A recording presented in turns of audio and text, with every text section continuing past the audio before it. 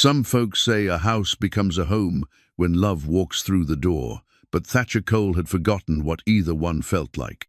For 3 years, his heart had been as empty as the rooms in his half-finished house, echoing with memories of what used to be.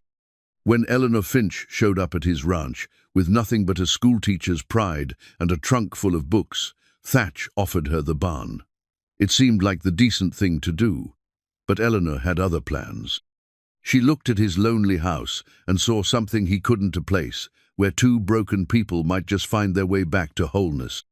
What started as simple charity became something neither expected. Could a woman who'd lost everything teach a grieving cowboy that home isn't about the walls you build, but about the person you choose to build them with? Before we jump back in, tell us where you're tuning in from, and if this story touches you, make sure you're subscribed, because tomorrow I've saved something extra special for you.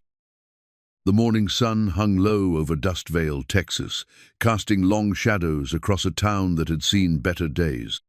Once, this place had thrived with the promise of the frontier cattle drives rolling through, merchants setting up shop, families building dreams on the endless horizon. Now, with the railroad passing 20 miles north and the silver mine played out, Dust Vale clung to existence like a stubborn weed in drought-cracked earth. Thatcher Cole stood 6'7" in his weathered boots, watching the sunrise from his porch with the same ritual he'd performed every morning for the past 3 years. His coffee had gone cold in his hands, but he didn't notice. Time had a way of slipping past him these days, unmarked and unobserved.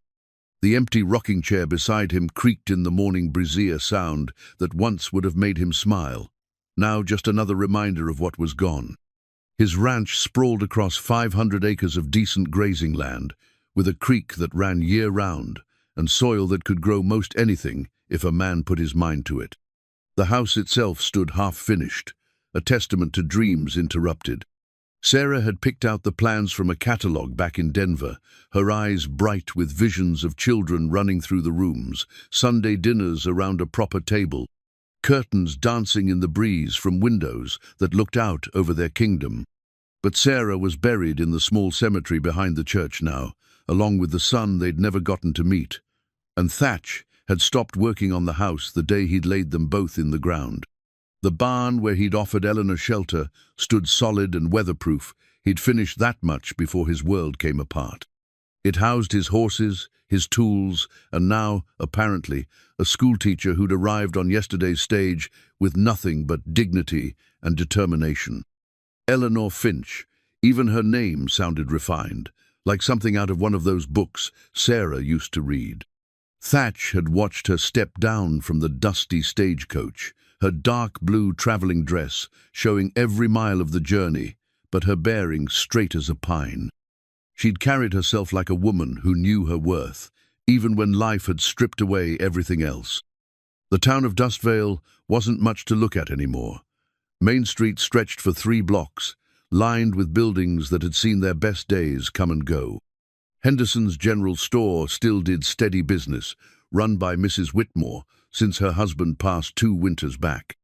Doc Henley kept his practice above the store, serving the scattered ranches and the stubborn folks who refused to let the town die.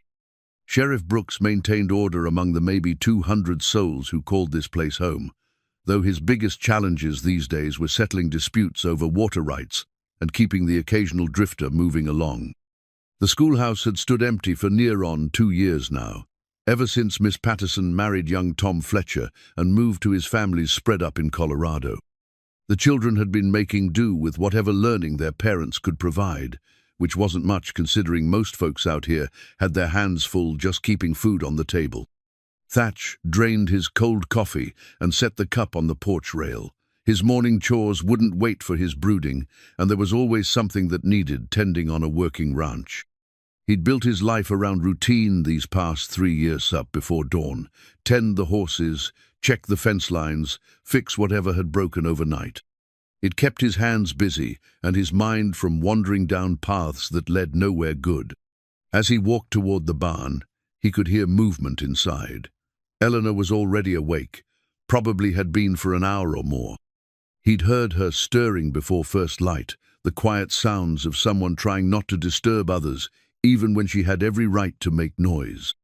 It was consideration he hadn't expected, and it unsettled him more than he cared to admit.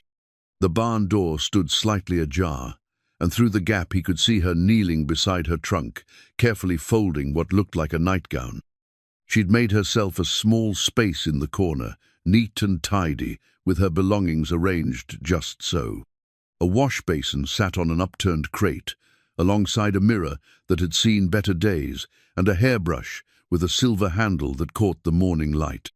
She looked up when his shadow fell across the doorway, and he was struck again by the directness of her gaze. Eleanor Finch had eyes the color of storm clouds, grey with flecks of blue that seemed to shift with her thoughts. They were eyes that had seen trouble and sorrow, but hadn't given up hope. "Good morning, Mr. Cole," she said, rising to her feet with the kind of grace that spoke of good breeding and careful education. "I hope my presence didn't disturb your rest." "No, ma'am," he replied, removing his hat as Sarah had taught him to do in the presence of a lady. "Sleep well." Eleanor's smile was small but genuine. "Well enough, thank you. The hay makes for softer bedding than one might expect." He noticed she'd hung a blanket across one corner of the barn, creating a makeshift privacy screen. It was a practical solution, and it spoke to her determination to make the best of whatever circumstances she found herself in. Most women would have complained about sleeping in a barn, would have demanded better accommodations, or taken the next stage out of town. Eleanor had simply adapted. "There's coffee in the house," he found himself saying, though he hadn't planned the words. "And biscuits from yesterday, if you've a mind for breakfast." Something flickered across her face of surprise, maybe, or gratitude. "That's very kind of you, Mr. Cole. I'd be much obliged." They walked to the house in companionable silence, their footsteps crunching on the hard-packed earth. Thatch found himself noticing things he'd stopped seeing years ago. The way the morning light painted the distant hills, gold, the sound of meadowlarks calling from the fence posts. The smell of sage carried on the breeze. Having another person beside him made the familiar landscape seem somehow more vivid, more present. The kitchen was the one room in the house he'd kept in working order, mainly because a man had to eat. It held a cast-iron stove, a sturdy table with 2 chairs, and shelves lined with the basic provisions of bachelor living. Eleanor's gaze swept the space with the practiced eye of someone who knew her way around domestic arrangements. "May I?" she asked, gesturing toward the stove. "Course." She moved with quiet efficiency, stoking the fire and setting water to boil. Her hands were steady and sure, the hands of a woman accustomed to taking care of herself and others. Thatch found himself watching the way she moved, the small rituals of someone who found comfort in useful work. "You've been alone here long?" she asked as she worked, her tone carefully neutral. 3 years, give or take." She nodded, not pressing for details he wasn't ready to share. It was another kindness he hadn't expected. Most folks in a small town knew everyone's business, and the few visitors who came through usually wanted the whole story laid out for their entertainment. The coffee was better than anything he'd managed to make on his own, rich and strong without the bitter edge that came from leaving grounds too long on the heat. Eleanor had found his last eggs and made them into something that resembled a proper meal, with biscuits warmed and butter that she must have brought in her own supplies. They ate without much conversation, but it wasn't the uncomfortable silence he'd feared. Eleanor seemed content to let the morning speak for itself, the sound of wind in the cottonwoods, the distant lowing of cattle, the peaceful rhythm of 2 people sharing a simple meal. "I'll be looking for work," she said finally, setting down her fork. "I'm a qualified teacher, with references if anyone cares to see them. I understand the school's been closed, but there must be children hereabouts who could use some learning." "There are," Thatch admitted. "Henderson's got 3 young ones, and the Millers have a passel of kids who've never seen the inside of a schoolroom. Problem is, nobody's got money to pay for teaching." Eleanor's smile was soft but determined. "We'll see about that. Sometimes the best education doesn't come with a price tag attached." Something in her voice made him look at her more closely. This wasn't a woman who gave up easily, he realized. Whatever had brought her to Dustvale with nothing but a trunk and her dignity, she hadn't come here to surrender to circumstances. "You planning to stay long?" he asked, not sure why the answer mattered to him. "That depends," she said, meeting his gaze directly, "on whether there's a place for me here, and whether I can make myself useful to folks who might need what I have to offer." She stood then, beginning to clear the dishes, with the same quiet efficiency she'd shown in preparing the meal. Thatch watched her work, feeling something stir in his chest that he'd thought was buried along with Sarah and their son. It wasn't desire, exactly, or even attraction in the way he'd known it before. It was something quieter and deeper, a recognition of competence and strength, of someone who might understand what it meant to keep going when everything inside you wanted to stop. "The school bell," he said suddenly, "still hanging in the old schoolhouse, though it's been silent quite a spell. Might be worth a look if you've got time for exploring." Eleanor's face brightened with genuine interest. "I'd like that very much. A school is more than just a building, but the building matters too. Children need a place that feels special, set apart for learning."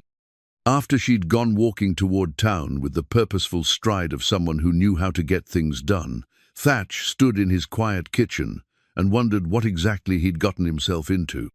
Eleanor Finch was clearly more than just a displaced teacher looking for shelter. She had plans, and the kind of determined energy that could reshape a place like Dustvale, whether folks were ready for it or not. He found himself hoping they were. Eleanor's first night in the barn had been an exercise in dignity over comfort.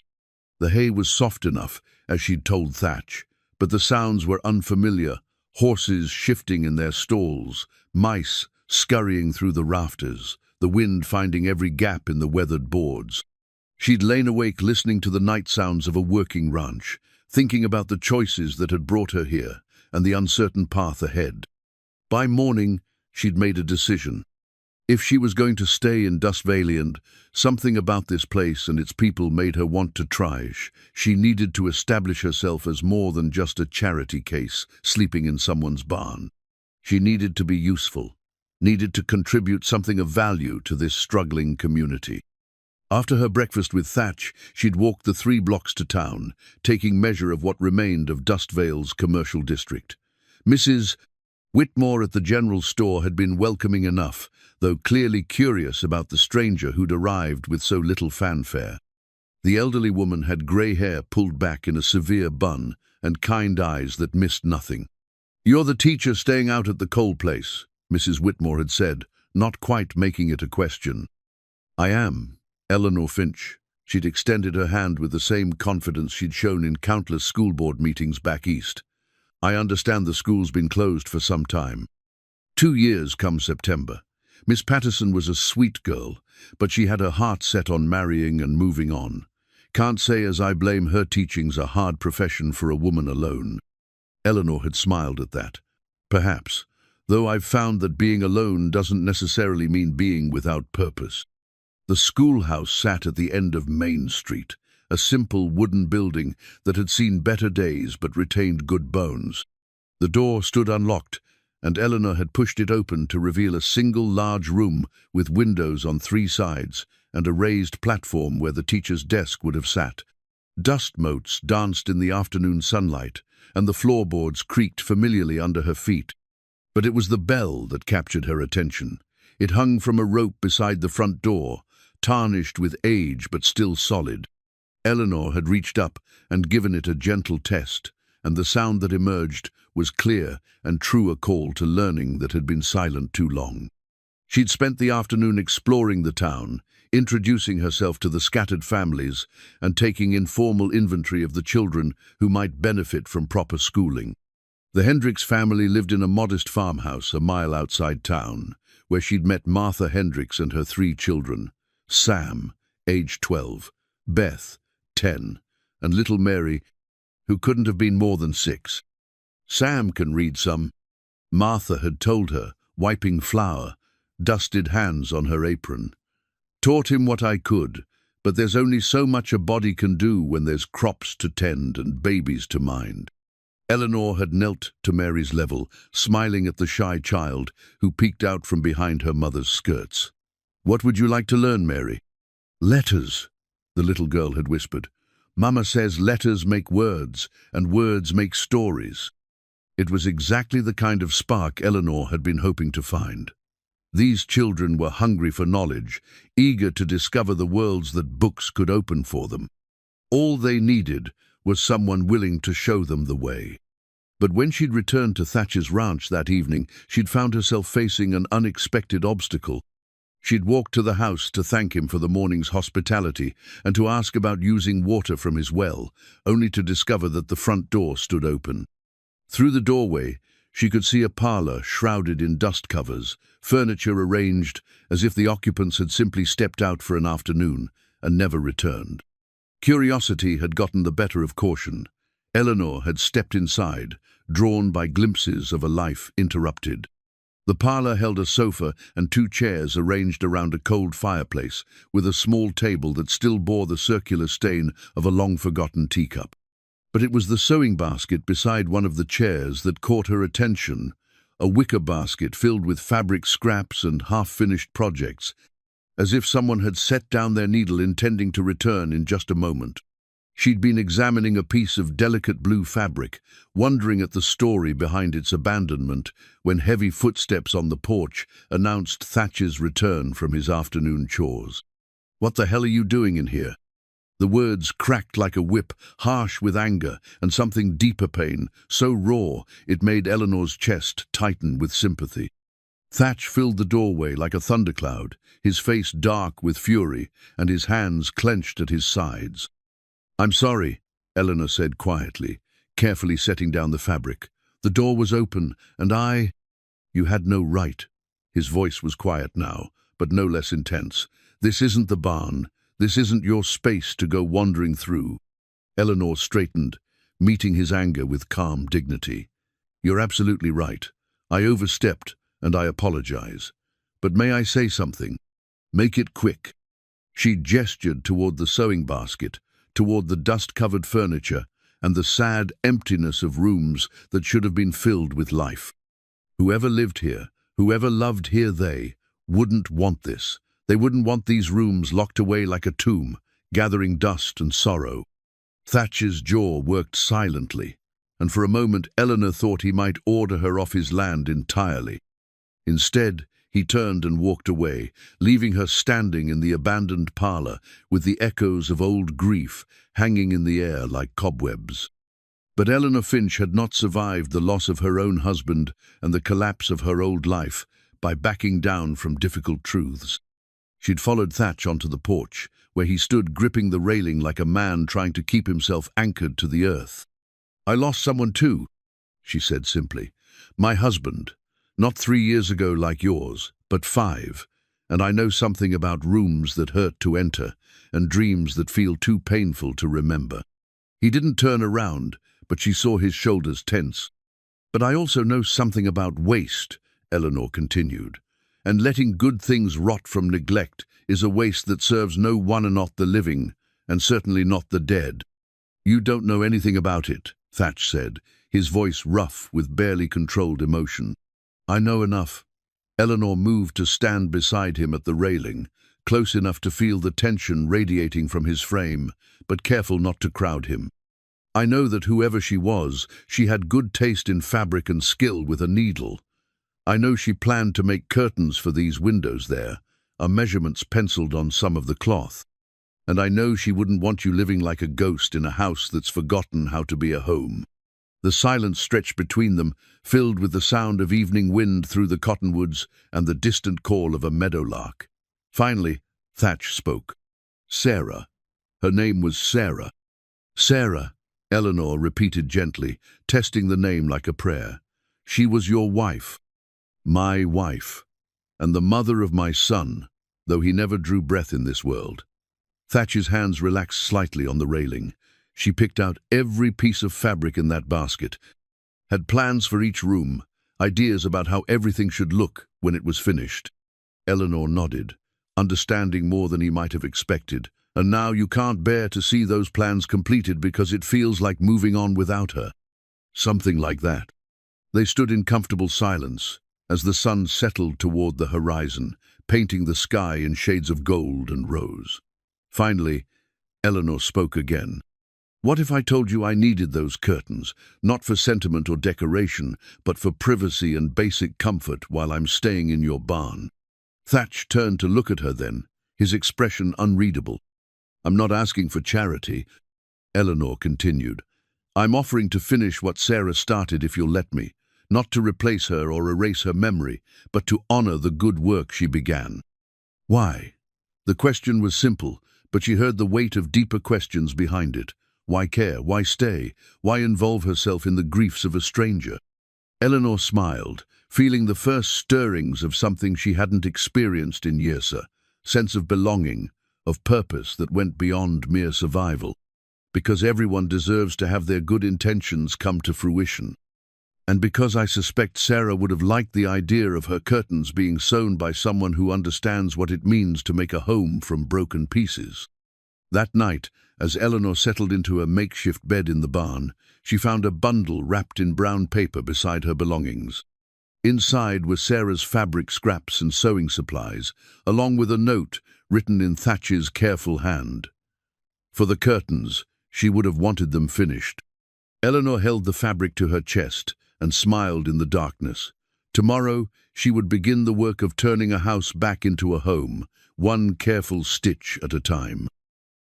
The morning after Thatch had given her Sarah's sewing supplies, Eleanor woke with purpose singing in her veins. She'd spent half the night planning her approach not just to the curtains, but to the larger project of establishing herself as a valuable member of this small community. Teaching was more than a profession for her. It was a calling that had sustained her through her own dark times, and she sensed that Dustvale needed what she had to offer. After a quick breakfast of coffee and leftover biscuits, Eleanor set out to explore the town more thoroughly. Her first stop was the abandoned schoolhouse, where she wanted to examine the building's condition and potential for restoration. The morning air carried the scent of sage and distant rain, and the wooden structure looked better in daylight than it had the previous afternoon. The schoolhouse had good bones, as her father used to say, about buildings worth saving. The roof showed no obvious leaks, the windows were intact, and the floor seemed solid underfoot. Someone had built this place to last, with an eye toward serving generations of children. The desks had been stacked in one corner, along with a blackboard that had seen better days but could still serve its purpose.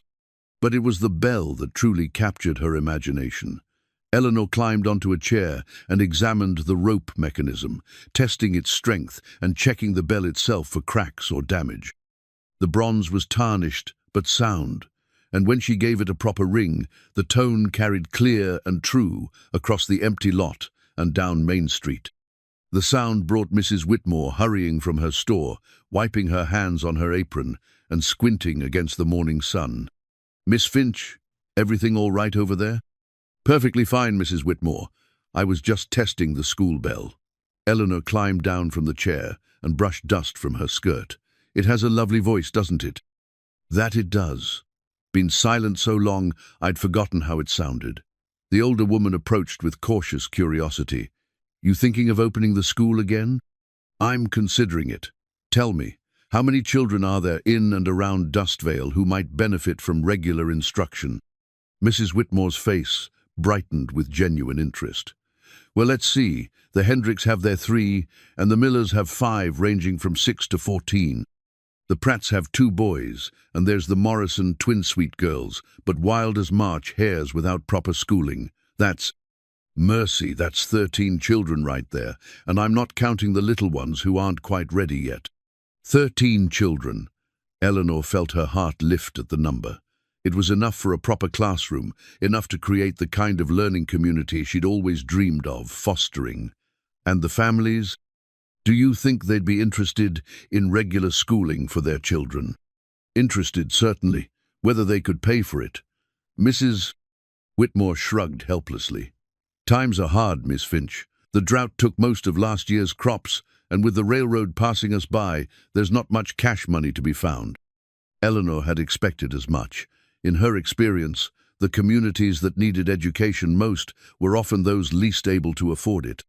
But she'd learned long ago that the most valuable things in life couldn't be measured in dollars and cents.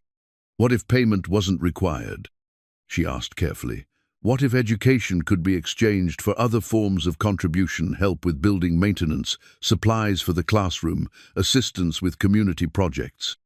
Mrs. Whitmore's eyes widened. You mean like a trade arrangement? Exactly. The Hendricks might contribute fresh vegetables for school lunches.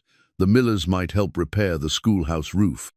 Everyone contributing what they can, working together for the benefit of all the children. My word, Mrs. Whitmore breathed. That's actually quite brilliant, like the old barn raising traditions, but for learning. Eleanor spent the morning walking through town and visiting the scattered homesteads, introducing herself to families and gently exploring their interest in her proposed educational arrangements.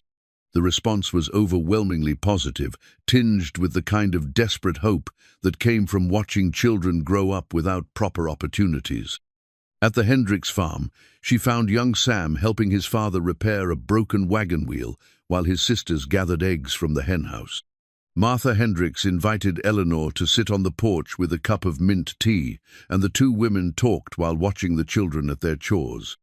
Sam's bright as a new penny, Martha said, pride evident in her voice, but he asks questions I can't answer anymore, about how machines work, about places beyond these hills, about books we don't have. And Beth? Mary? Beth's got the makings of a fine artist, if she had the chance to learn proper techniques, always drawing pictures in the dirt or on scraps of paper. And little Mary, Martha smiled fondly. That child has the most amazing memory. Tell her a story once, and she can repeat it word for word a week later. Eleanor watched the children as their mother spoke, noting the way Sam approached problems with methodical curiosity, how Beth found beauty in the arrangement of simple objects, how Mary listened intently to every word of adult conversation. These were minds hungry for knowledge, spirits ready to soar if given the chance. Would you be willing to help establish a proper school? Eleanor asked. I'm thinking of classes held outside initially under the cottonwood trees at Mr. Cole's ranch, if he's agreeable. Fresh air, natural beauty, and plenty of space for active learning. Martha's face lit up with genuine excitement. You mean it? You'd really teach our children? I would consider it an honor. By afternoon, Eleanor had visited 6 families and received enthusiastic support from all of them. The community was more ready for change than she dared hope, hungry for the kind of growth and improvement that education could bring. Now she needed to approach Thatch about using his land for outdoor classes, a conversation that would require delicacy and careful timing. She found him working on fence repairs in the south pasture, his shirt damp with sweat and his concentration focused on the precise placement of wire and posts. Eleanor approached quietly, not wanting to startle him while he worked with potentially dangerous tools. Mr. Cole? He looked up, wiping perspiration from his forehead with his sleeve. Miss Finch, how was your day in town? Productive, I hope. I've been speaking with families about establishing a school for their children. Thatch straightened, giving her his full attention. And there are 13 children in and around Dustvale who could benefit from regular instruction. Their families are eager for the opportunity, willing to contribute what they can in exchange for education. That's good news for the children. Eleanor took a breath, gathering her courage for the request she needed to make. I was wondering if you might consider allowing me to hold classes on your land. Under the cottonwood trees near the house, perhaps. The setting would be perfect for outdoor learning, and it would solve the immediate problem of not having a proper schoolhouse. Thatch was quiet for a long moment, his gaze moving from Eleanor to the grove of trees she'd mentioned. She could see him weighing the request, considering the implications of having children and families regularly visiting his property. How many days a week? He asked finally. 3 to start. Monday, Wednesday, and Friday. Morning sessions for the younger children, afternoon for the older ones. And you'd be responsible for supervising them? Making sure they don't get into trouble or disturb the livestock? Completely responsible. I've managed classrooms for 15 years, Mr. Cole. I understand the importance of maintaining order and safety. Thatch nodded slowly, and Eleanor held her breath while he made his decision. "All right," he said finally, "you can use the grove, but we'll need to set up some basic seating, maybe a table for your supplies." Eleanor's smile was radiant with gratitude and excitement. "Thank you. You have no idea what this means to these families, to these children." "I reckon I might," Thatch said quietly, returning to his fence work. "Every child deserves a chance to learn." As Eleanor walked back toward the house, she felt the familiar thrill of a new beginning taking shape. Tomorrow, she would begin sewing Sarah's curtains and planning her first outdoor lessons. The broken bell in the abandoned schoolhouse might remain silent for now, but the sound of children's voices learning and growing would soon fill the air under Thatch's cottonwood trees. The first week of Eleanor's outdoor school exceeded even her optimistic expectations. Word had spread quickly through the scattered community, and on that first Monday morning, she found herself welcoming not just the 13 children she'd anticipated, but 16 eager faces ranging in age from 5 to 15. They gathered under the spreading branches of Thatch's cottonwood trees, like a congregation called to worship at the altar of learning. Eleanor had spent the weekend preparing, sewing late into the evening by lamplight, and planning lessons that would engage children of varied ages and abilities. Sarah's curtains were taking shape, beautifully simple but elegant panels that would transform the stark windows of Thatch's house into something welcoming and warm. The work gave her hands something to do, while her mind organized curriculum and teaching strategies. She'd also discovered something unexpected while cleaning the sewing supplies. A small pocket watch tucked beneath the fabric scraps, its gold case tarnished and its mechanism silent. The inscription on the back read, "To Thomas Cole with love and pride, Father, 1852. Thatch's father's watch, apparently broken and forgotten in the chaos of grief. Eleanor had always been good with small mechanisms of skill learned from her own father, who'd been a clockmaker before moving west to practice medicine. She'd spent her free moments over the weekend, carefully cleaning and adjusting the delicate gears, coaxing the timepiece back to life. There was something deeply satisfying about restoring broken things to their intended purpose. The watch now sat on her bedside crate in the barn, keeping perfect time and waiting for the right moment to return it to its rightful owner. The children had arrived for their first lesson with the wide-eyed excitement of explorers discovering new territory. Eleanor had arranged logs and wooden crates to create natural seating areas, with a large flat stone serving as her teaching surface. She'd brought her own books, slate boards, and writing materials, but also incorporated the natural world around them into every lesson. Learning doesn't only happen indoors, she'd told them as they settled into their outdoor classroom. The whole world is our schoolroom, and every day offers new lessons if we know how to look. Young Mary Hendricks had raised her tiny hand. "Can we learn about the birds, Miss Finch? I want to know why they sing different songs."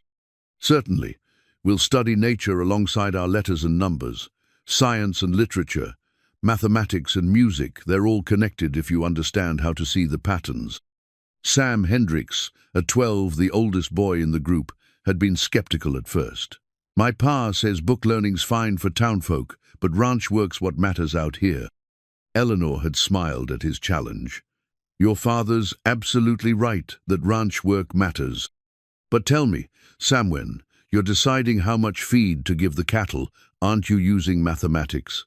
When you're reading the sky for weather signs, isn't that a form of science? When you're planning which fields to plant, aren't you thinking about geography and seasons?" The boy's expression had shifted from skepticism to curiosity. I guess I never thought about it that way." "That's because you're already educated, Sam. You just don't realize it yet. My job is to help you understand how much you already know, and then build on that foundation." Beth Hendricks had shyly shown Eleanor a drawing she'd made of a butterfly, and Eleanor had seen immediately that the girl had an artist's eye for detail and proportion. The Morrison twins, despite their reputation for wildness, had listened intently to a story about brave explorers, their imagination clearly captured by tales of adventure and discovery. By the end of that first week, Eleanor had established routines that worked beautifully in their outdoor setting. Morning lessons focused on basic skills reading, writing, and arithmetic, while afternoons were devoted to what she called discovery learning. They studied plants and insects, practiced storytelling, learned songs that helped them remember multiplication tables, and discussed the wider world beyond their small valley. The parents began stopping by to observe the classes, initially skeptical but quickly won over by their children's obvious engagement and enthusiasm. Martha Hendricks had arrived on Wednesday to find her youngest daughter confidently reading aloud to a group of older children, and tears had filled her eyes at the sight. "I never thought Mary would learn to read so young," she'd whispered to Eleanor. "She's not even 6 years old." "Children learn when they're ready and interested," Eleanor had replied. "Mary has a remarkable memory and a natural love of language. She'll be reading chapter books before Christmas if we nurture that gift properly." Thatch had been a more complicated audience. Eleanor was aware of him watching from a distance, working on nearby fence repairs or tending to chores that happened to bring him within earshot of the lessons. He never approached directly, but she sensed his attention and approval in the careful way he'd arranged additional seating and the fact that he'd set up a small table for her teaching materials without being asked. On Friday afternoon, after the children had been collected by their families, Eleanor had found Thatch sitting on his porch with the pocket watch in his hands.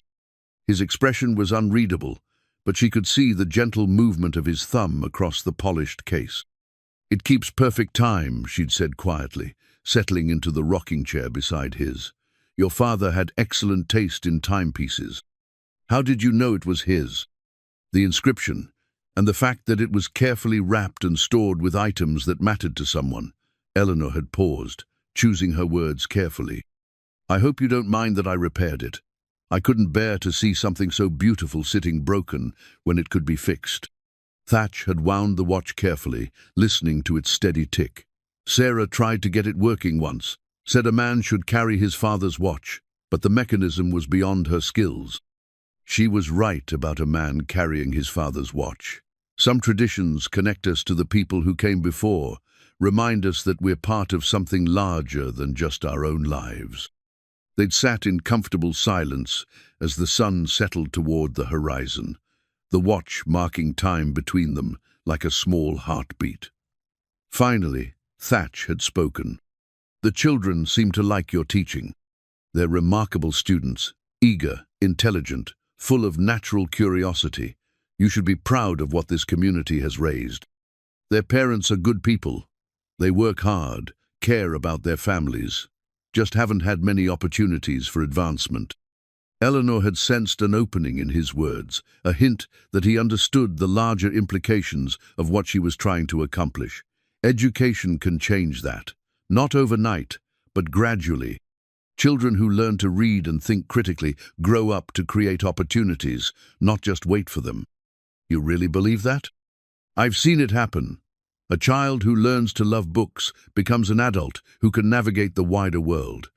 A student who masters mathematics can manage finances, plan investments, build something lasting. Knowledge is the one thing that can't be taken away once it's truly learned." Thatch had nodded slowly, his fingers still tracing the smooth case of the pocket watch. "Sarah would have liked you," he'd said finally. "She believed in the power of learning too, always reading, always curious about how things worked. I would have liked her too, I think. Anyone who chose that beautiful fabric and planned those graceful curtains clearly had an eye for both beauty and practicality." As if summoned by her words, a gentle breeze had stirred the curtains. Eleanor had hung that morning in the parlor windows. Sarah's fabric transformed into graceful panels that caught the evening light and made the house look welcoming for the first time in 3 years. "They look good," Thatch had said, his voice soft with something that might have been gratitude or peace. "They look like home," Eleanor had replied, and meant it completely. 3 weeks into the school's operation, Eleanor had established routines that felt as natural as breathing. The children arrived each morning with the sun, eager for the day's discoveries, and departed in the afternoon chattering about lessons learned and questions sparked. The outdoor classroom had taken on a life of its own, with families contributing improvements, additional seating, a weatherproof storage box for supplies, even a simple awning to provide shade during the hottest part of the day. But it was during the quiet evening hours, when the children had gone home and the ranch settled into peaceful silence, that Eleanor found herself growing most comfortable in this new life.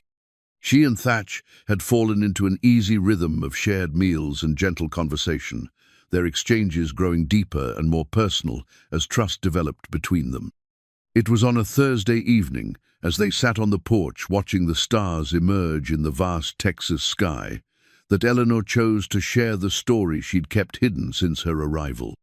"I was married once," she said quietly, her fingers unconsciously touching the chain that held her wedding ring beneath her dress. "His name was Dr. James Finch, and he was the kindest man I've ever known." Thatch set down his coffee cup, giving her his full attention. In the weeks since she'd arrived, he'd shown himself to be a careful listener, someone who understood the weight of words offered in confidence. "We met in Boston," Eleanor continued, her voice soft with memory. "I was teaching at a private academy for young ladies, and he was completing his medical training at Harvard.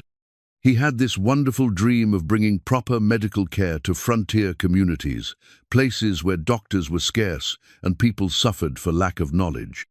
The chain around her neck caught the moonlight as she pulled it free, revealing a simple gold band that had been worn smooth by years of handling. "We came west together 5 years ago, full of plans and hope. James established a practice in a small town in Colorado, unlike Dustvale actually. Remote, struggling, but filled with good people who deserved better care than they'd been receiving." "What happened?" Thatch's voice was gentle, understanding that some stories required careful telling. "Cholera epidemic, 2 summers ago. James worked tirelessly, barely sleeping, determined to save everyone he could.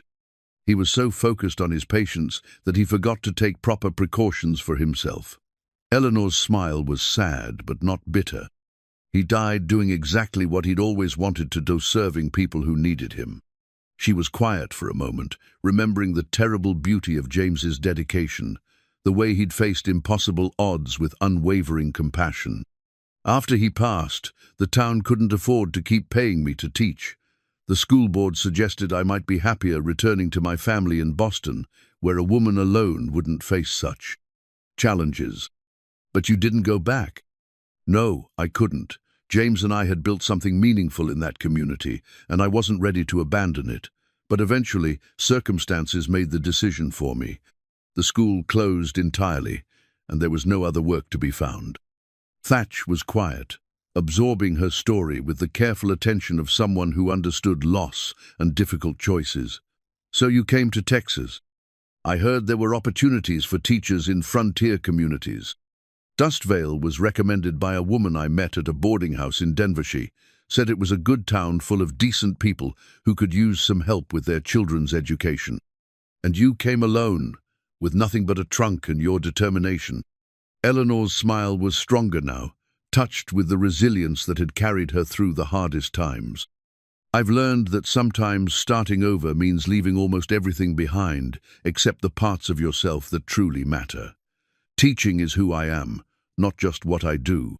As long as there are children who need to learn, I'll find a way to serve that purpose." They sat in comfortable silence for a while, the night air filled with the sound of crickets and the distant call of an owl. Finally, Thatch spoke. "James sounds like he was a good man. The best. He would have liked you, I think. You have the same quality of quiet strength, the same way of caring for others, without making a show of it." Eleanor tucked the ring back beneath her dress, but left the chain visible, a small sign of trust and openness that Thatch recognized for what it was. "What about you? Will you tell me about Sarah?" Thatch was quiet for so long that Eleanor began to think he wouldn't answer. Then, slowly, he began to speak. "Met her in Denver, at a church social. I was in town selling cattle, and she was visiting her sister's family. Most beautiful woman I'd ever seen. But that wasn't what caught my attention. It was the way she talked to every honoric folks, poor folks, children, elderly people. She had this gift for making everyone feel important. His voice grew softer as the memories took hold. We courted for 6 months, writing letters back and forth. She knew what ranch life would be like, understood it wouldn't be easy or glamorous. But she said she'd rather build something meaningful with someone she loved than live comfortably with someone who didn't understand her dreams. What were her dreams? Family, mainly. Children learning and growing, a house filled with laughter and love. She wanted to create the kind of home where people felt welcome, where neighbors became extended family. Thatch's smile was tinged with old pain. She was carrying our son when the fever took her. We'd already picked out his name, Thomas, after my father. Eleanor felt tears prick her eyes at the tragedy of lives cut short, plans never fulfilled. She sounds wonderful. She was, and she would have loved what you've done with the children, the way you've brought learning and joy to this community. Sarah always believed that education was the key to building better lives. They talked until late that night, sharing memories and dreams with the kind of honesty that comes when two people recognize kindred spirits in each other. Eleanor told him about her childhood in Boston, her father's clockmaking business, her mother's poetry, and the books that had shaped her understanding of the world. Thatch spoke of his father's ranch, the seasons of hard work and simple pleasures, the satisfaction of building something lasting with your own hands. As they finally prepared to retire for the night, Eleanor felt something shift between them, not romance, exactly, but a deeper understanding and appreciation. They were two people who had loved deeply and lost greatly, who understood that life's most precious gifts often came wrapped in sorrow and struggle. "Thank you," Thatch said as they stood to go inside. "For what?" "For bringing this place back to life, for making it feel like a home again, instead of just a house where someone happens to sleep." Eleanor's smile was warm with genuine affection. "Thank you for giving me the chance to belong somewhere again. I'd forgotten how good it feels to be part of a community, to have work that matters." As she settled into her bed in the barn that night, Eleanor realized that for the first time since James's death, she felt truly hopeful about the future. Not because she was forgetting her past or abandoning her love for her late husband, but because she was learning that the human heart was vast enough to hold both grief and joy, both memory and new possibility.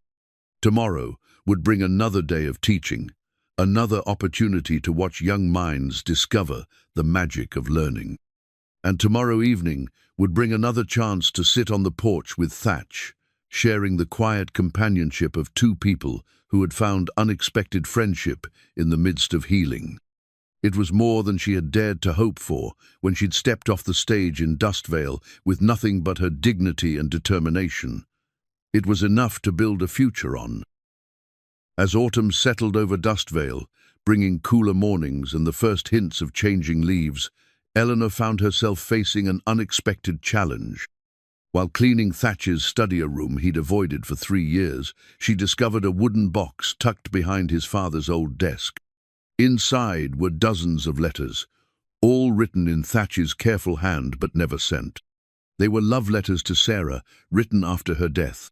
Eleanor stood in the dusty study, holding the evidence of a man's desperate attempt to maintain connection with someone beyond reach. The letters chronicled everything: his daily struggles with grief, his guilt over not being able to save her, his fears about forgetting the sound of her voice, or the way she laughed at his terrible jokes.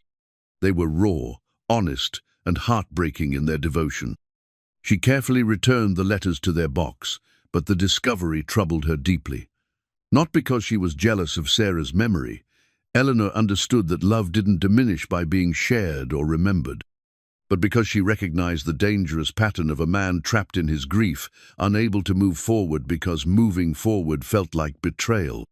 That evening, as they shared their usual dinner on the porch, Eleanor found herself watching Thatch with new understanding. She saw how he sometimes paused mid-sentence, as if listening for a voice that would never answer. She noticed the way his eyes would drift toward the empty chair beside him, the chair that had been Sarah's favorite spot for watching sunsets. "Thatch," she said gently, setting down her fork, "may I ask you something personal?" He looked up from his plate, recognizing the serious tone in her voice. course. Do you think Sarah would want you to spend the rest of your life writing letters she'll never read? The question hung in the air between them like a challenge. Thatch's jaw tightened, and Eleanor saw a flash of the anger she'd encountered that first day when she'd entered his house uninvited. "I don't know what you mean." "I think you do." Eleanor's voice remained calm, but there was steel beneath the gentleness. "I found the letters, Thatch, in the study. Dozens of them, all addressed to Sarah, all filled with beautiful words she'll never have the chance to hear." Thatch's hands clenched on the table. "You had no right." "You're absolutely correct.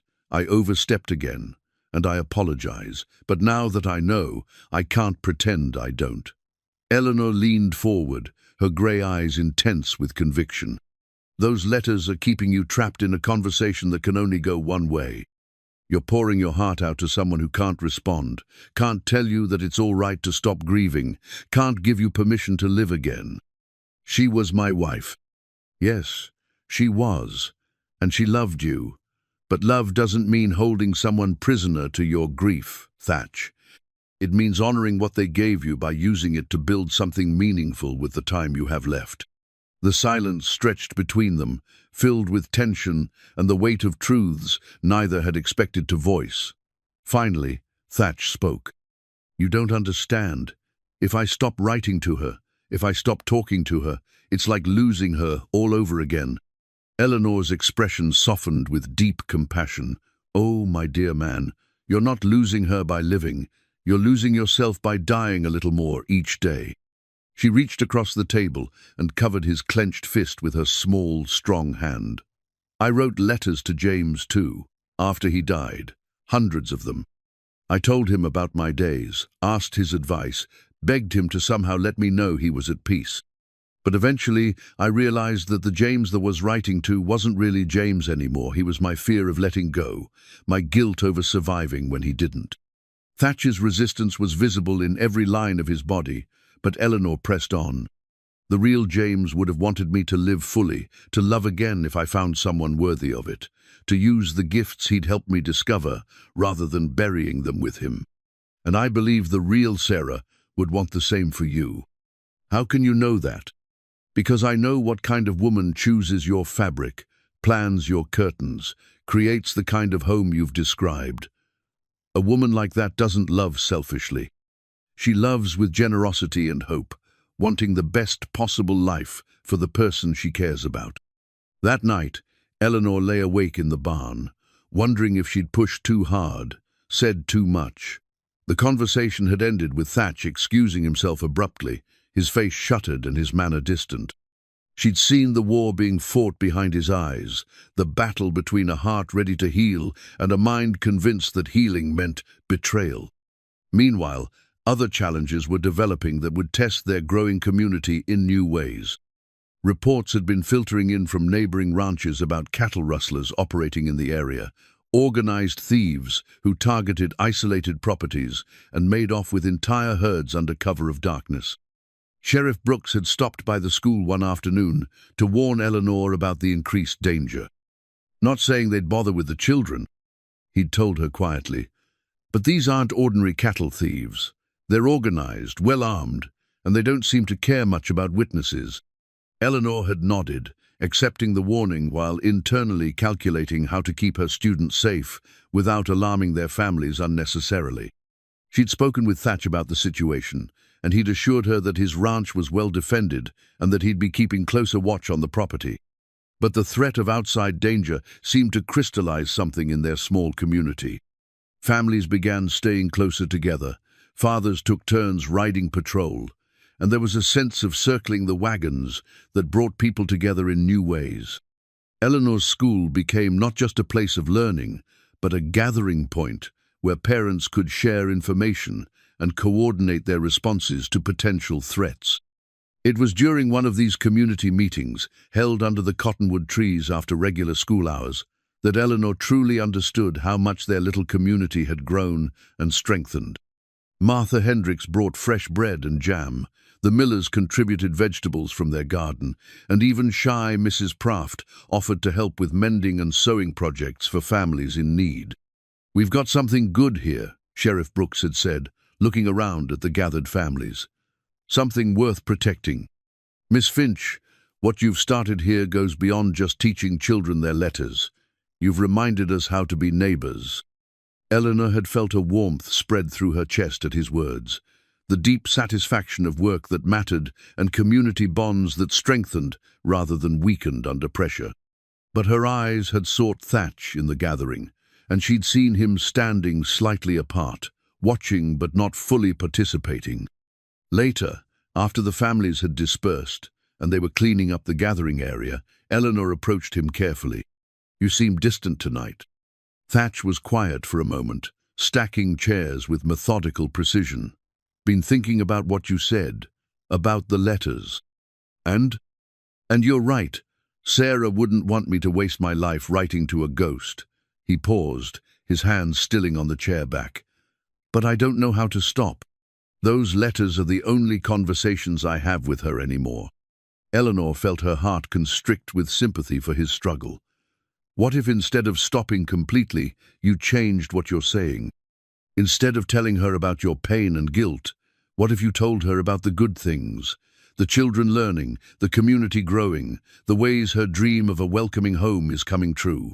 Thatch looked at her then, really looked, and Eleanor saw something shift in his expression.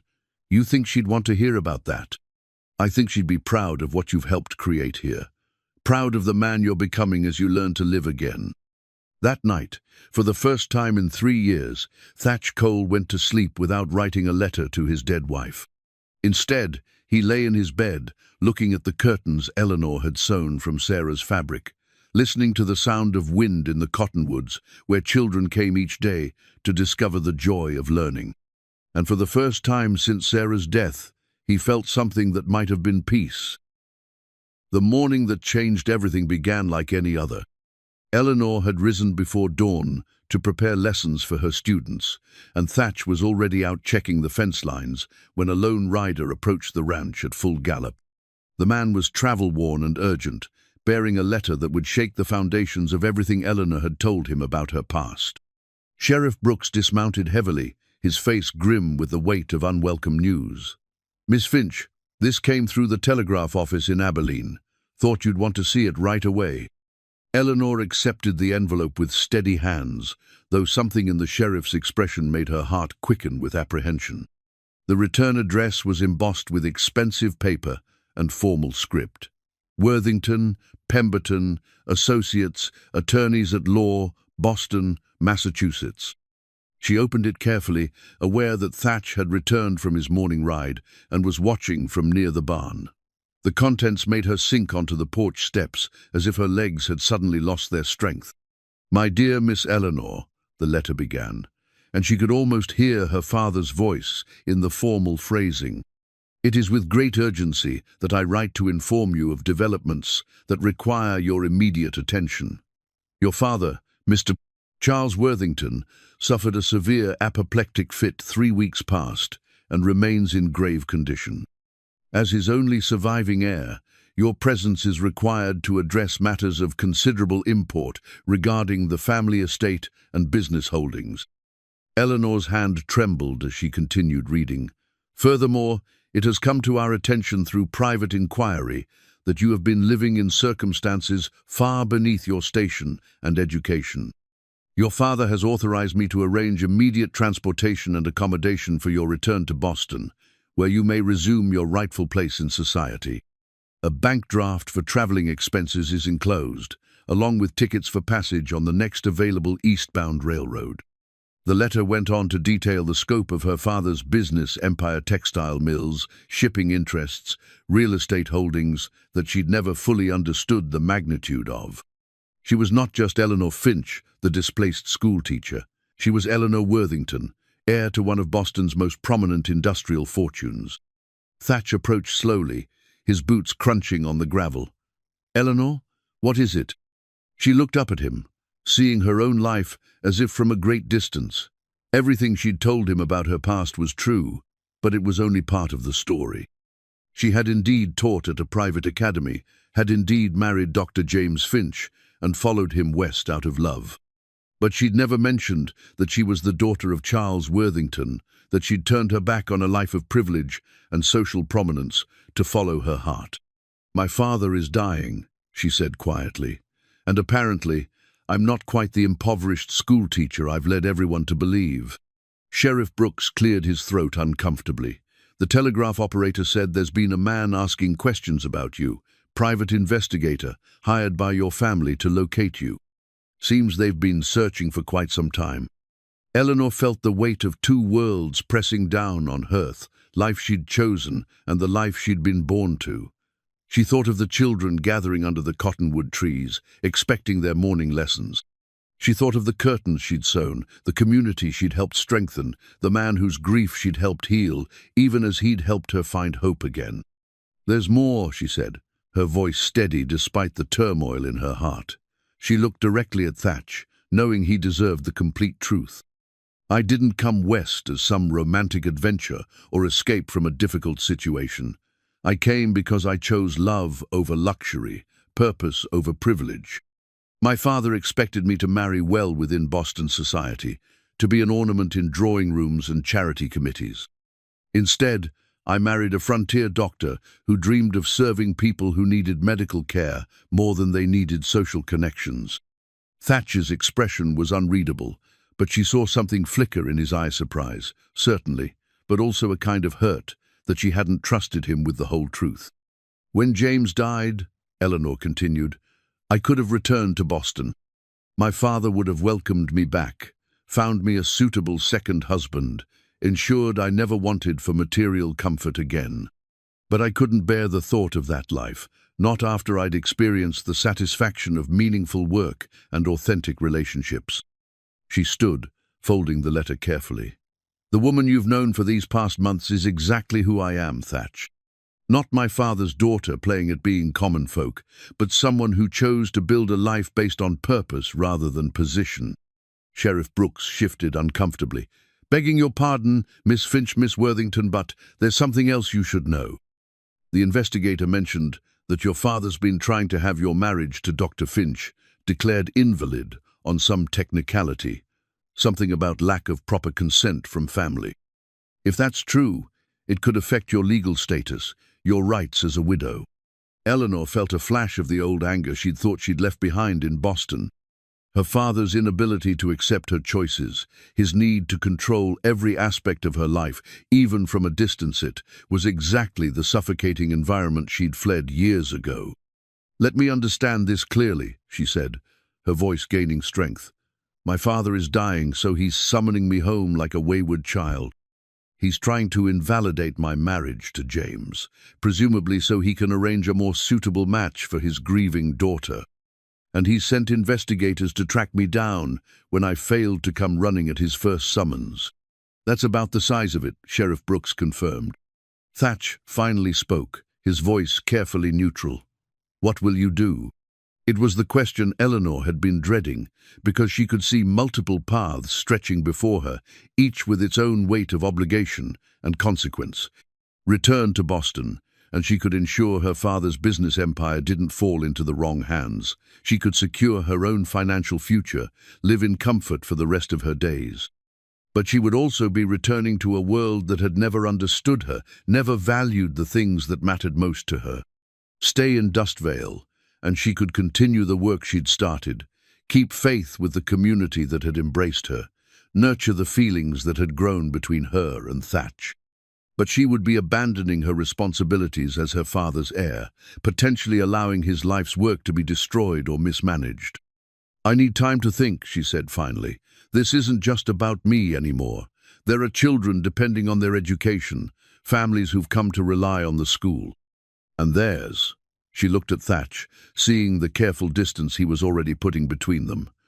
"There are relationships that matter to me."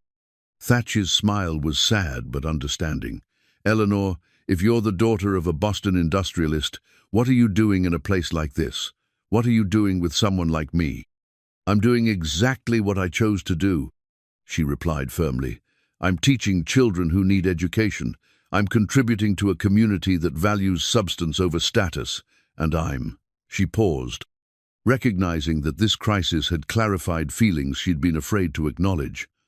I'm falling in love with a man who judges people by their character rather than their bank accounts. The admission hung in the air between them, honest and vulnerable and complicated by circumstances neither of them had anticipated. Thatch's expression softened, but Eleanor could see the doubt creeping in, the same insecurity that had made him feel unworthy when he'd learned about her education and refinement. Your father's dying, Eleanor. That's not something you can ignore, no matter what your feelings about him might be. No, it's not. She looked at the letter again, at the bank draft that represented more money than most families in Dust Vale saw in several years. But going back to Boston doesn't mean staying in Boston. It doesn't mean abandoning everything I've built here. Sheriff Brooks cleared his throat. There's one more thing. The investigator mentioned that your father's lawyers are prepared to take legal action if you don't return voluntarily. Something about you being declared mentally incompetent for choosing to live in such reduced circumstances. Eleanor's laugh was sharp with disbelief. Of course they are. God forbid a Worthington daughter should choose teaching over tea parties, meaningful work over meaningless social obligations. She looked at Thatch, at the ranch that had become home, at the cottonwood trees where her students would soon gather, expecting their teacher to be there. I have to go to Boston, she said quietly. I have to face whatever my father has planned, settle his affairs, and make sure his threats can't touch the life I've chosen to build. And then, Thatch's voice was careful, as if he was afraid of the answer. And then I come home, Eleanor said, her voice gaining strength with certainty. I come home to Dust Vale, to the school, to the community that values what I have to offer. I come home to you, if you'll have me. The hope in Thatch's eyes was worth every difficult conversation she'd have to face in Boston, every battle she'd have to fight to protect the life she'd chosen. But first, she had to survive the confrontation with a past that refused to let her go. The 3 days following Eleanor's revelation passed in a blur of preparation and difficult conversations. Word had spread through Dust Vale about the teacher's hidden identity and her impending departure, creating a mixture of shock, admiration, and deep concern about the future of the school. But it was Eleanor's private conversations with Thatch that proved most challenging, as they both struggled to navigate the implications of her true background. I need you to understand something, Eleanor had said on the evening before her departure, as they sat on the porch that had become their sanctuary. Everything I've told you about who I am, what I believe, what matters to me, that's all true. The name on my birth certificate doesn't change any of that. Thatch had been quiet for a long moment, his hands working over the rifle he was cleaning, a nervous habit she'd noticed whenever he was processing difficult emotions. It's not about the money, Eleanor. It's about the choice you'll have to make. What choice? Between the life you were born to and the life you've chosen, between security and uncertainty, between Boston society and a struggling teacher in a dying frontier town. Eleanor had reached for his hands, stilling their restless movement. There's no choice to make, Thatch. I made my choice 5 years ago when I married James and came west. I made it again when I stayed after he died instead of running back to Boston. And I'm making it again now when I tell you that I'm coming back to Dust Vale no matter what my father's lawyers threaten or promise. But even as she spoke the words, Eleanor knew the situation was more complicated than her simple declarations could resolve. The cattle rustlers that had been plaguing the area were becoming bolder, and there were reports of increased activity near several neighboring ranches.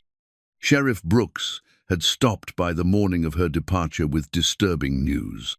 They hit the Morrison place last night. He'd told them grimly, took 50 head of cattle and burned the barn, left a message saying anyone who interfered with their operations would face worse. Eleanor had felt her blood chill at the implications.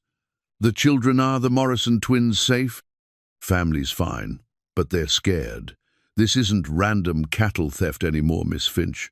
These men are organized, and they're sending a message that they own this territory now. The news had added urgency to Eleanor's departure preparations, but also created a terrible dilemma. How could she leave Dust Vale when the community was facing its greatest threat? How could she abandon her students and the families who had come to depend on her? But Thatch had been firm in his insistence that she go. "Your father's dying, Eleanor. Whatever else he's done, whatever mistakes he's made, he's still your father. You'll regret it for the rest of your life if you don't have the chance to say goodbye. And what about the rustlers? What about the danger to the community? We'll handle it. Sheriff Brooks is organizing the ranchers, and we've got enough good men to protect what's ours. But we can't protect you from your father's lawyers if you don't go back and settle this legal nonsense." Eleanor had spent her last evening in Dustvale visiting each of her students' families, assuring them that her departure was temporary and that she would return as soon as possible. The conversations had been heartbreaking. Children who didn't understand why their teacher had to leave, parents who feared the loss of the educational opportunities their children had come to treasure. Young Mary Hendricks had clung to Eleanor's skirts, tears streaming down her face. "But who will teach us about the birds, Miss Finch? Who will help us with our letters?" "I'll be back before the snow melts, sweetheart," Eleanor had promised, hoping it was a promise she could keep. "And while I'm gone, you can practice reading the books I'm leaving behind. When I return, you can show me how much you've learned." Sam Hendricks, now 13 and increasingly serious about his studies, had approached her with the kind of adult concern that broke her heart. "Miss Finch, are you really coming back? Or are you going to decide that Boston life is easier than teaching kids like us?" Eleanor had knelt to his level, looking directly into his earnest young face. "Sam, I give you my word. I am coming back to Dustvale, to this school, to all of you. Nothing in Boston can offer me what I've found here: the satisfaction of meaningful work, the joy of watching young minds discover their potential, the warmth of a community that values substance over superficial things." Her final conversation with Thatch had taken place in the pre-dawn darkness of her departure day. They'd stood together in the barn where she'd spent her first night in Dustvale, surrounded by the simple belongings she was leaving behind as proof of her intention to return. "I'm scared," she'd admitted, allowing herself the vulnerability that came with impending separation. "Not of facing my father or his lawyers, but of what might happen here while I'm gone. The rustlers, the danger to the families, the possibility that something could happen to you." Thatch had pulled her into his arms then, holding her with the careful strength she'd come to associate with safety and belonging. "Nothing's going to happen to me, Eleanor. I've got too much to live for now, too much to protect. This community, this school you've built, the future we're planning together that's worth fighting for. Promise me you'll be careful. Promise me you won't take unnecessary risks just to prove something to yourself or anyone else." "I promise. And you promise me something too. Anything. Promise me you won't let them convince you that you belong in their world more than you belong here. Don't let guilt or duty or family pressure make you forget what makes you happy." Eleanor had pressed her face against his chest, breathing in the familiar scent of leather and honest work that had become home to her. "I promise. But Thatch, there's something else I need to say before I go." "What's that?" "I love you." The words came easily, naturally, carrying the weight of certainty that had been building for months. Not as a replacement for James, not as a convenient arrangement, but as the man you are right now, in this moment, in this life we're building together. Thatch's response had been wordless, but eloquent, a kiss that spoke of devotion and hope and the kind of love that could survive separation and uncertainty. Now, as the stagecoach carried her away from Dustvale toward the railroad connection that would take her back to Boston, Eleanor carried that kiss like a talisman against whatever challenges awaited her. She also carried a loaded derringer in her reticular gift from Sheriff Brooks, who'd insisted she be prepared for trouble during her travels. But more importantly, she carried the certainty that she was not returning to Boston as the prodigal daughter seeking forgiveness and acceptance. She was going as Eleanor Finch, teacher and community builder, woman who had found her calling and her love in the most unlikely of places. Whatever her father's lawyers had planned, whatever legal or social pressures they intended to apply, they would discover that the frightened young woman who had fled Boston 5 years ago no longer existed. In her place was a woman who knew her own worth, who had built something meaningful with her own hands, who had found a love based on mutual respect and shared values rather than social convenience. Eleanor Worthington might have been born to privilege and position, but Eleanor Finch had been forged by purpose and tested by adversity. The confrontation ahead would determine not just her legal status or financial future, but whether she would be allowed to return to the life she had chosen or forced into the life others had planned for her. As the familiar landscape of Texas gave way to the broader horizons of her journey east, Eleanor found herself thinking not of the luxurious townhouse and social obligations awaiting her in Boston, but of cottonwood trees and children's laughter and a tall man with gentle hands who had learned to love again. Meanwhile, back in Dust Vale, the threat of the cattle rustlers was escalating in ways that would test every bond the community had formed. The morning after Eleanor's departure, Thatch had awakened to find his prize bull missing and hoofprints leading toward the hills where the rustlers were known to operate. But more troubling than the theft was the message carved into his barn door. "The schoolmarm's gone. Time for the rest of you to learn your place."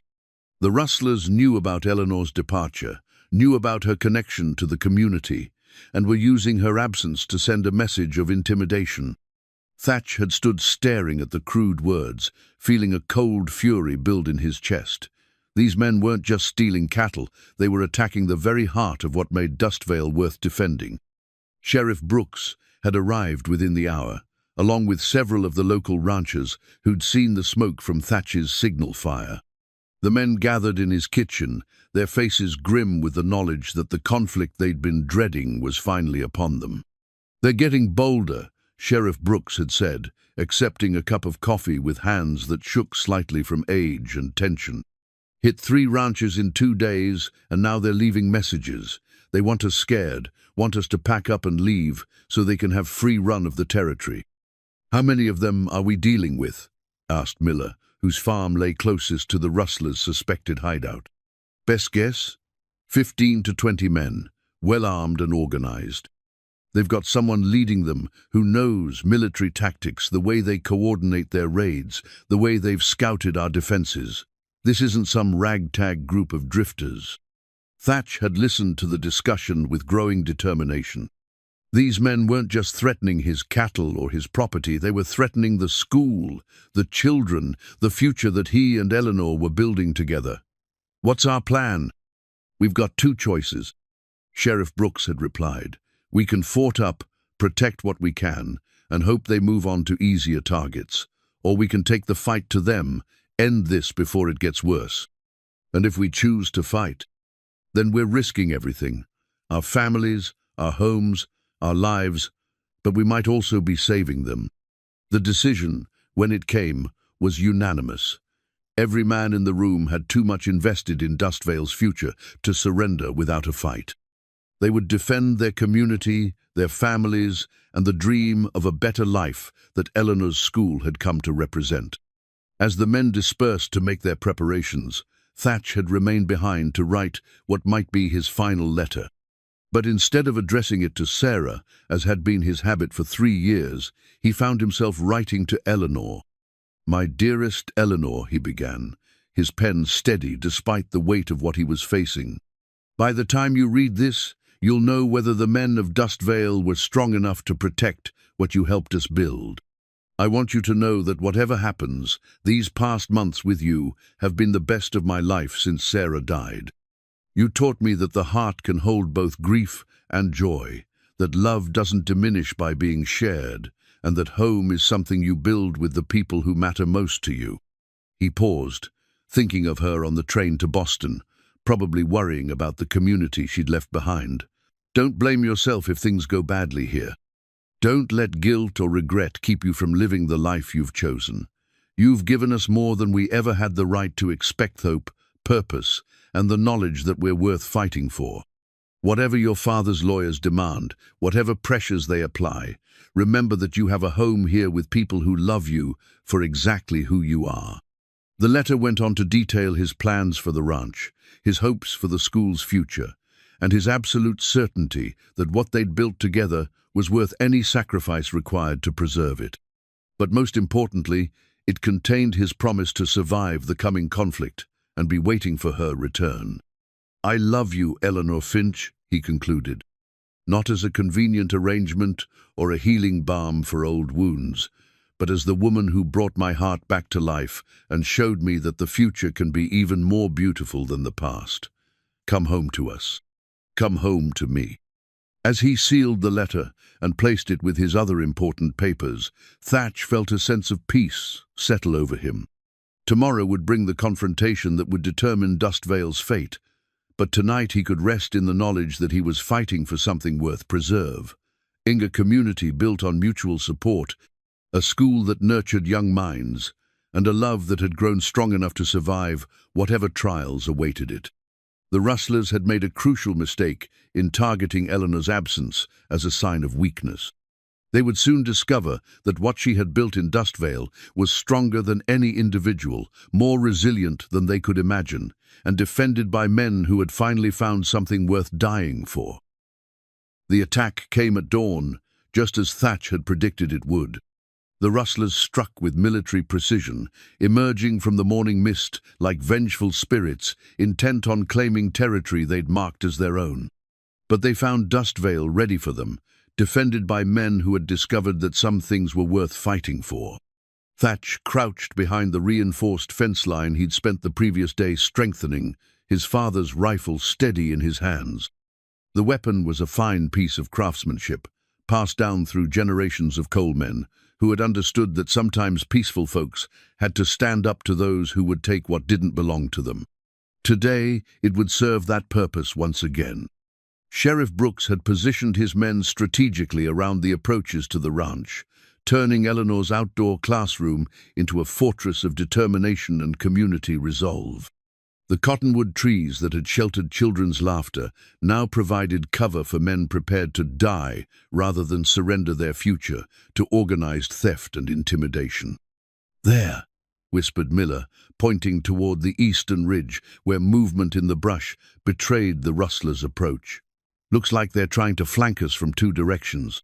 Thatch nodded, his eyes tracking the subtle signs of approaching danger. These men moved like soldiers, with discipline and coordination that spoke of someone with military experience leading them. But they had made one crucial miscalculation. They had underestimated the resolve of people fighting to protect their homes and families. The first shots came from the rustlers' position on the ridge, bullets whistling through the morning air with deadly intent. But the defenders were ready, their response immediate and coordinated. Thatch's rifle spoke with authority, sending one of the attackers spinning backward into the brush. "Hold your positions," Sheriff Brooks called out, his voice carrying clearly across the battlefield. "Let them come to us." The strategy was sound.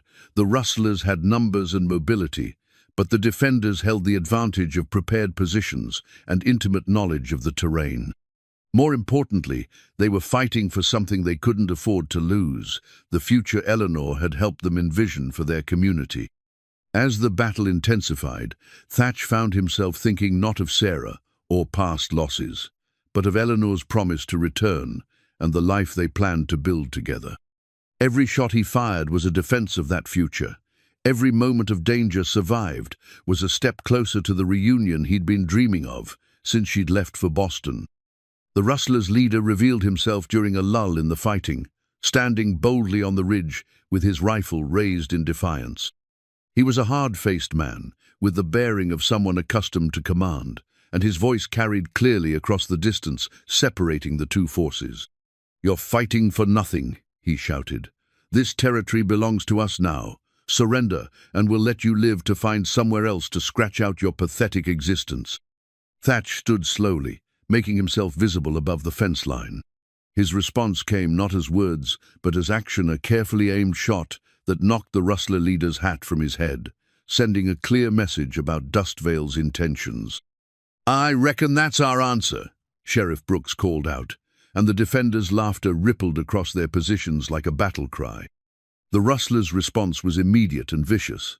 They charged from multiple directions, their leader's tactical discipline evident in the coordinated assault. But they encountered defenders who had been forged into a unified force by months of shared purpose and mutual respect. Miller and his sons held the Southern approach with the kind of stubborn determination that came from defending land they'd worked with their own hands. The Morrison family, despite having lost their barn to the rustlers just days before, fought with the fury of people who refused to be driven from their home. Even Doc Henley had taken up arms, his medical training serving him well as he provided covering fire while treating wounded defenders. Mrs. Whitmore had insisted on staying to load rifles and provide ammunition, her grey hair hidden beneath an old cavalry hat that had belonged to her late husband. The battle raged for what felt like hours, but was probably no more than 30 minutes of intense fighting. Gradually, the rustlers' assault began to falter as they encountered resistance far fiercer than they had anticipated. These weren't frightened farmers to be easily intimidated. They were people defending everything that mattered to them. The turning point came when Sheriff Brooks spotted a group of riders approaching from the west. For a heart-stopping moment, everyone feared the rustlers had reinforcements arriving. But the riders bore the badge of the U.S. Marshal's Office, drawn by reports of organized cattle theft and armed conflict. "Federal Marshals!" Sheriff Brooks shouted, his voice filled with relief and triumph. "Looks like our telegram got through." The rustlers' leader saw the approaching reinforcements and made the only sensible decision available to him. With a series of sharp whistle signals, he ordered his men to withdraw, abandoning their assault in favor of escape while they still could. As the sound of retreating hoofbeats faded into the distance, the defenders of Dustvale emerged from their positions, battered but victorious. They had protected their community, preserved their future, and proven that sometimes good people could prevail against overwhelming odds when they stood together. Thatch looked toward the cottonwood trees where Eleanor's students would soon return to continue their education, and he smiled with the satisfaction of a man who had kept faith with the woman he loved and the future they were building together. 2 weeks after the battle that saved Dustvale, Eleanor stood in the oak-paneled study of her father's Boston mansion, facing the man who had shaped her early life and tried to control her destiny from afar.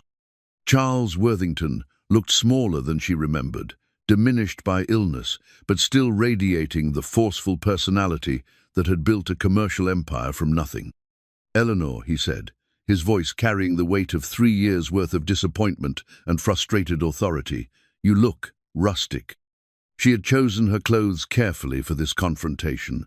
The simple blue dress she'd worn to teach her students, her hair arranged in the practical style she'd adopted in Dustvale, her hands showing the honest calluses of someone who worked for a living. She wanted him to see exactly who she had become, not who he expected her to be. "I look like myself, Father, perhaps for the first time in my life." The lawyers seated around the massive mahogany table stirred uncomfortably at the tension in the room.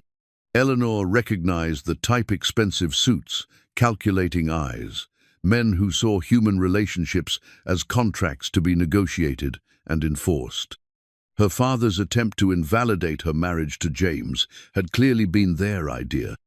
"Sit down, Eleanor. We have much to discuss." Charles gestured toward a chair that would place her in the position of a supplicant seeking favor. Instead, she remained standing, her posture reflecting the confidence she'd gained from years of managing classrooms and communities. "Actually, Father, I believe you have quite a lot of explaining to do, beginning with your attempt to have my marriage declared invalid, and ending with your threats to have me declared mentally incompetent for choosing to teach rather than socialize." One of the lawyers cleared his throat. "Miss Worthington, your father's concerns are entirely reasonable. A woman of your education and breeding, living in primitive conditions, working for practically nothing, it suggests a concerning inability to make rational decisions about your own welfare." Eleanor's laugh was sharp with disbelief. "Rational decisions? I chose to marry a man I loved rather than someone who could advance my social position. I chose to continue meaningful work rather than abandon a community that needed me. I chose to build a life based on purpose rather than privilege. If that's evidence of mental incompetence, then I plead guilty as charged." She walked to the window that looked out over Boston's fashionable Back Bay, thinking of how different this view was from the endless Texas sky she'd grown to love. But let me share something with you about rational decisions, Father. The life I've built in Dustvale has given me more satisfaction and genuine happiness than all the years I spent in Boston society. I've watched children discover the joy of learning, helped families strengthen their bonds, found love with a man who values my character rather than my inheritance. Love? Charles's voice was sharp with disdain. You mean infatuation with some frontier farmer who sees you as his ticket to financial security? I mean love with a man who offered me shelter when I had nothing, who supported my work without asking for anything in return, who mourns his first wife with the same devotion he offers his second chance at happiness. Eleanor turned from the window to face her father directly. The kind of love you never understood, even with Mother. The reference to her deceased mother struck home, and Charles's face tightened with old pain. Your mother died because she insisted on involving herself in charity work in the worst parts of the city. Her good works exposed her to the disease that killed her. Mother died because she believed in using her advantages to help people who had fewer opportunities. She died doing exactly what gave her life meaning. Eleanor's voice softened with memory and resolve. Just as James died serving patients who needed medical care, just as I'm willing to risk your disapproval to continue teaching children who deserve an education. She reached into her reticule and withdrew a small locket, the one that had contained James's photograph for 5 years. But now it held something new, a pressed flower from the cottonwood trees where she taught, and a small piece of fabric from the curtains she'd sewn from Sarah's materials. I'm not the frightened young woman who fled Boston 5 years ago, Father. I'm a teacher, a community builder, a woman who has found her calling and her heart in the most unlikely of places. She opened the locket, showing him the simple mementos that represented her chosen life. I replaced James's photograph not because I love him less, but because I've learned that the heart can hold both cherished memories and new hope. Charles stared at the locket, perhaps seeing for the first time the depth of his daughter's transformation. Eleanor, I'm dying. The doctors give me perhaps 6 months. If you don't take control of the business, if you don't assume your responsibilities as my heir, everything I've built will be lost. Then we'd better discuss how to arrange proper management for your companies, Eleanor replied calmly, because I'm returning to Texas regardless of your threats or inducements. But I'm not abandoning my responsibilities either. I'm simply fulfilling them in a way that honors both your legacy and my own convictions. She moved to the chair she'd refused earlier, but sat in it as an equal partner in negotiations rather than a wayward daughter seeking forgiveness. Now, gentlemen, let's discuss how to structure a trust that can manage Father's business interests while allowing me to continue the work that gives my life meaning. I believe we can find a solution that serves everyone's best interests, including the communities that will benefit from the educational foundations I intend to establish. The lawyers exchanged glances, recognizing that they were dealing with a woman who had learned to negotiate from a position of strength rather than desperation. Eleanor Worthington might have returned to Boston, but Eleanor Finch was clearly in charge of the conversation. 6 months later, as spring returned to the Texas plains and wildflowers painted the landscape in brilliant colors, Eleanor stood in the doorway of the newly completed Dustvale schoolhouse, watching her students file in for the morning's lessons. The building had been constructed with funds from the Worthington Educational Foundation, known of several charitable trusts she'd established, using her inheritance to support frontier communities throughout the West. The new schoolhouse was everything the old one had been, and more spacious classrooms with large windows to let in natural light, a library filled with books that would challenge minds at every level, and a bell tower that sang out each morning to call children to learning. But Eleanor treasured the outdoor classroom under the cottonwood trees just as much, understanding that the best education happened when young minds could connect with the natural world around them. "Mrs. Cole," called Mary Hendricks, now 7 years old and reading at a level that would have challenged children twice her age. "Will you tell us about the wedding again? About how you and Mr. Thatch almost got married during the battle?" Eleanor laughed, settling into the chair beside her desk, the same desk where she'd once spread Sarah's fabric to sew curtains. but which now held lesson plans that would challenge and inspire her growing student body. That's not quite how it happened, Mary, but I suppose it makes for a more exciting story. The truth was both simpler and more profound than Mary's romantic imagination suggested. Eleanor had returned from Boston 6 weeks after her departure, having secured her father's business affairs and established the foundation that would fund educational initiatives throughout the frontier.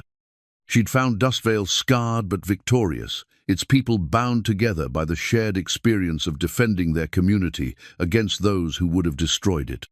Thatch had been waiting for her at the stagecoach stop, his face showing the strain of battle and separation, but his eyes bright with the joy of reunion. They'd married 3 days later, in a ceremony that brought together everyone who had fought to preserve their future families, gathered under the cottonwood trees where Eleanor had first taught their children. Vows spoken in the presence of people who understood that love was something you fought for, not something you simply fell into. The important thing, Eleanor told her students, is that sometimes the best adventures come from choosing to stay and build something meaningful rather than running away when things get difficult.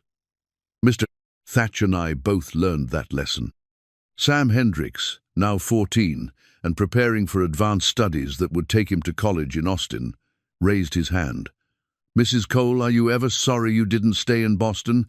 My ma says you could have lived like a queen if you'd wanted to." Eleanor considered the question seriously, looking around at faces that had become as dear to her as family.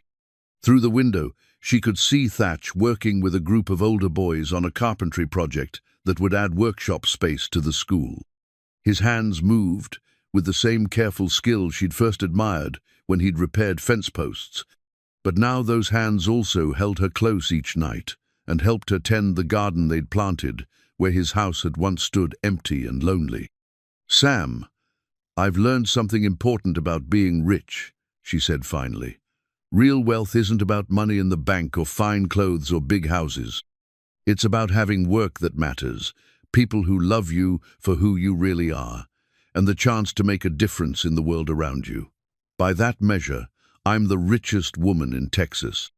The children giggled at her answer, but Eleanor saw understanding in their young faces.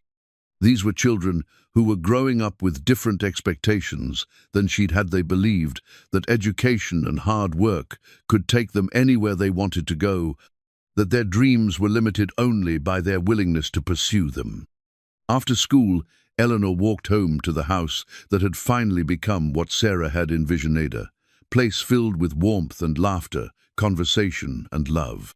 The curtains she'd sewn from Sarah's fabric still hung in the windows, but they were joined now by other touches that reflected the blended life she and Thatch had created together. Books lined the shelves Sarah had planned for children's toys, and the dining room table was large enough to accommodate the frequent guests who had become part of their extended family. In the kitchen, she found Thatch preparing dinner with the same methodical care he brought to everything he undertook. He looked up as she entered, his smile carrying the easy contentment of a man who had found his place in the world. "How were the scholars today?" he asked, pulling her close for the kind of kiss that still made her heart skip after all these months of marriage. "Eager as always. Mary wants to be a teacher when she grows up, and Sam is already talking about studying law so he can help frontier communities like ours. Sounds like you're building quite a legacy, Mrs. Cole." Eleanor settled into his arms, thinking of the children who would grow up with opportunities their parents had never imagined, of the communities throughout the West that would benefit from the educational foundations she'd established, of the love that had grown strong enough to honor the past while embracing the future. "We're building a legacy," she corrected gently. "All of us together, you, me, the families who trusted us with their children's future, the community that refused to give up when times got hard." That evening, as they sat on the porch watching the sunset paint the Texas sky in shades of gold and rose, Eleanor reflected on the journey that had brought her to this moment. She'd started as a homeless teacher with nothing but her dignity and a trunk full of books. She'd become a wife, a community leader, and the founder of educational initiatives that would outlast her own lifetime. But most importantly, she'd learned that home wasn't something you were born to or bought with money. It was something you built with love, patience, and the courage to keep trying, even when the future seemed uncertain. In Thatch's gentle strength and the children's eager voices, in the sound of the school bell calling young minds to discovery, and the comfort of evening conversations with the man she'd chosen to share her life, Eleanor had found the kind of wealth that could never be taken away. She was exactly where she belonged, doing exactly what she was meant to do, with exactly the person who understood her heart. And that, she knew, was worth more than all the gold in Boston's banks.